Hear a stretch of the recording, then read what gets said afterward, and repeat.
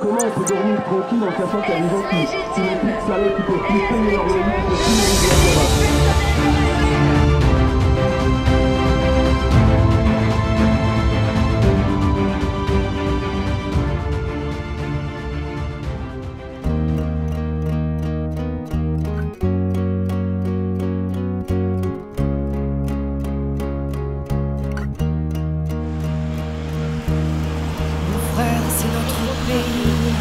Celui qu'ils veulent mettre en poussière, car si la liberté faillit, que deviennent nos droits, nos terres? Ma sœur, c'est notre patrie, celle qu'ils veulent mettre aux enchères, pour faire taire les démentis, pousser l'ombre sur la lumière. Les frères, il est temps d'éclat, de porter notre parole au front. Ils aiment la peur et le désordre, ils veulent la guerre et ils l'auront. Sur ces sentiers, miséricorde, qui peut approuver cette violence? Où sont passés les droits de l'homme, sur dans leurs bombes et leurs démences? Liberté, révolution, qu'ils soient 10 000 ou des millions, pensez dans conviction. Liberté, j'écris ton nom.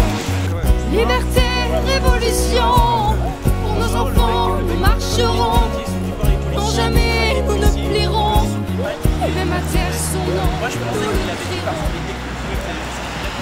4 ans après, nous sommes toujours là. Qu'est-ce qu'on peut dire là-dessus? En fin de compte, voilà, on s'en prend encore plus dans la gueule qu'au début des Gilets jaunes.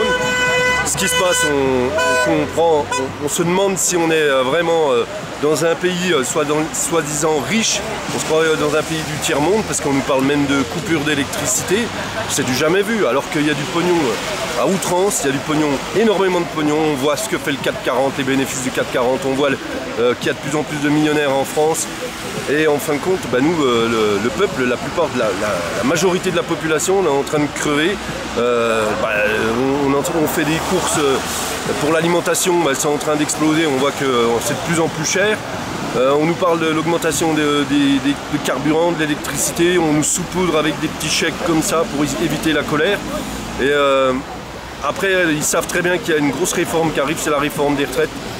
Ils ont la trouille, donc c'est pour ça qu'ils mettent tout en place pour éviter la contestation.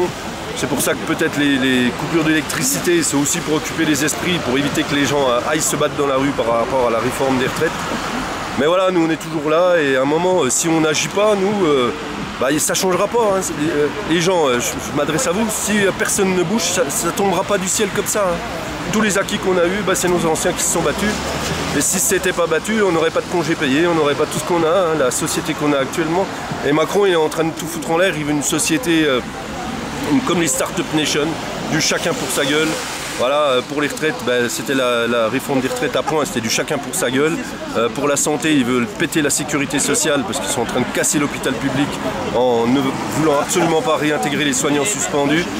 Et en fin de compte, voilà, et quand il n'y aura plus de sécu, ça sera avec la carte bleue. Ceux qui n'ont rien, en fin de compte, ils pourront crever.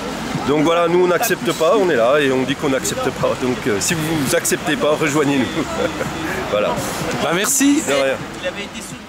Concernant le service public, alors moi je m'exprime en tant que majoritairement comme usager du service public, ce qu'on est tous d'ailleurs. Ce qu'on constate, c'est qu'il y a une gestion qui est catastrophique. Non seulement due à par une volonté de privatisation, donc une volonté de rendre le service public rentable et concurrentiel, ce qui est absurde puisque le service public est là justement pour aller dans les endroits qui ne sont pas rentables et pour, permettre à un usage pour tous. Mais ce qu'on peut constater aussi, c'est que depuis le Covid, il y a eu une volonté, notamment sur la région parisienne, même dans d'autres grandes villes, de réduire du personnel. Alors c'est une tendance qui a lieu depuis longtemps, c'est-à-dire qu'on a une réduction du personnel pour rendre le service public rentable depuis longtemps, mais depuis le Covid, cette démarche s'est accélérée. Une volonté également de numériser les accès, ce qui est absurde puisque la numérisation ne fonctionne pas et dans tous les autres pays où ça a eu lieu, ils sont revenus dessus. Donc cette gestion catastrophique entraîne une baisse de qualité, ce qui au quotidien, on le constate, c'est-à-dire que la qualité des services publics baisse et leur usage devient de plus en plus compliqué. L'usage des services publics devient de plus en plus compliqué, donc à cause de la numérisation, comme je l'ai dit, à cause de la baisse du personnel et de la volonté de le rendre rentable, comme je l'ai dit, mais également à cause du fait qu'on veut le privatiser à tout prix. Et ça, c'est une volonté de nos dirigeants depuis bien longtemps, en partenariat avec la Commission européenne, qui a en fait horreur des monopoles privés d'ordre général. Donc il faut bien rappeler qu'il faut défendre ces services publics, parce que nous ne travaillons pas au service public, tous certes, nous ne sommes pas tous fonctionnaires, néanmoins on est tous usagers du service public.